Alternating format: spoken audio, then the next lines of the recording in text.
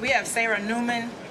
Her child was in school at the Covenant School 3 weeks ago when there was a school shooting. After her, we will have Reverend Chris Bice, Senior Minister of Tennessee Valley Unitarian Universalist Church, who also has dealt with gun violence inside of his church. I'm not here because I want to be here. I hate public speaking. But Covenant School is my community. My son's school, it's filled with staff that have become friends and people we love dearly.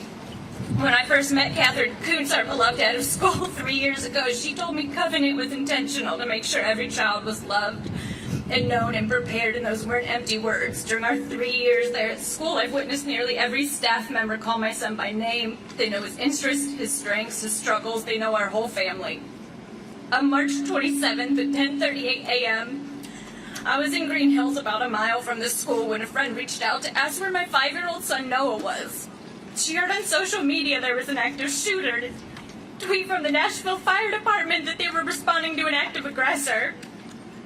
I said, no, it's a drill. It has to be a drill. I hung up and called my dear friend who's the librarian. She answered with a sound of terror in her voice that I don't have words to describe, screaming and crying. She managed to get out the words to tell me she and her son were okay. Her son was homesick.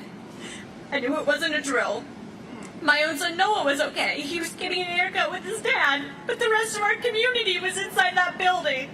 My friends, our children, so many people we love in that building, our safe space. My 2-year-old and I parked. We ran down Hillsborough Pike as fast as we could to the school. The roads were blocked off. There were cops everywhere.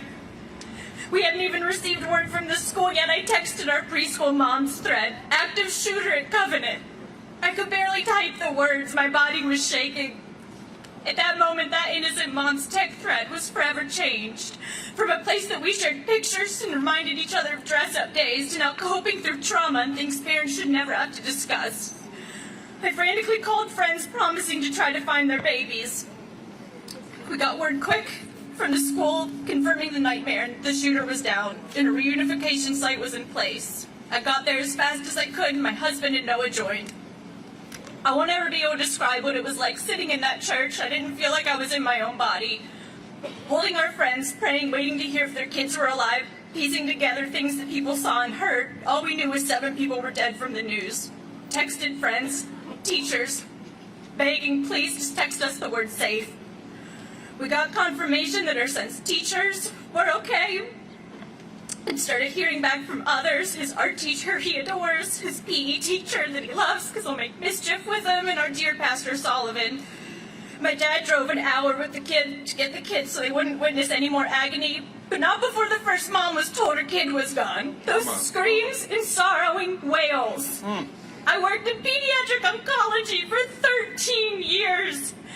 I held kids in my arms as they died way too many times. Nothing compared to the scream of that mom. We kept learning about more staff members, but no one saw or heard Catherine. We all knew. We knew there's nowhere else she would be other than in that church with us and with the students. My best friend kept asking if anyone had seen her dear friend. No one had. She knew too. She knew what it meant if she wasn't in that reunification room by this time.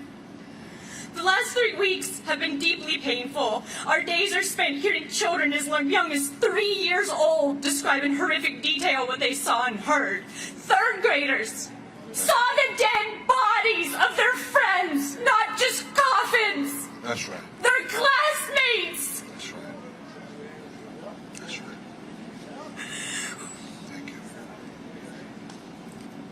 They sat in those rooms shielded by their teachers with bullets flying over them.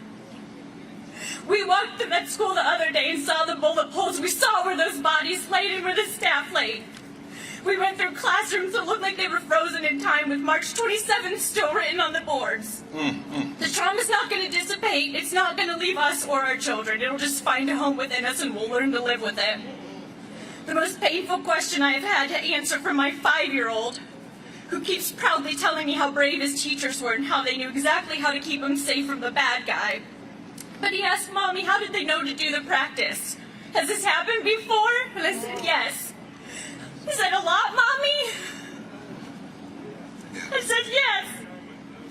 He said, so mommy, this shooter's dead, but more can come. We had everything. We had good security. We had locked doors. We had intense active shooter training. The teachers heard AR-15 shot in the school and had to practice locking down for that. They had everything. Our cops are heroes. They didn't hesitate a second. It's not enough.